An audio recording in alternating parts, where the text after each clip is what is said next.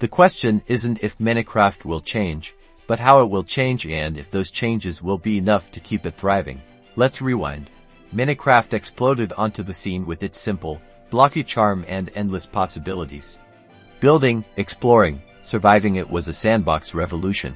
Over the years, Mojang has consistently delivered major updates, injecting fresh content like new biomes, mobs, and features.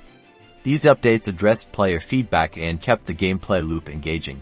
But Minecraft isn't alone. Many games have tried to dethrone the king, offering similar sandbox experiences or unique twists on the formula. The heart of Minecraft's enduring appeal lies in its community.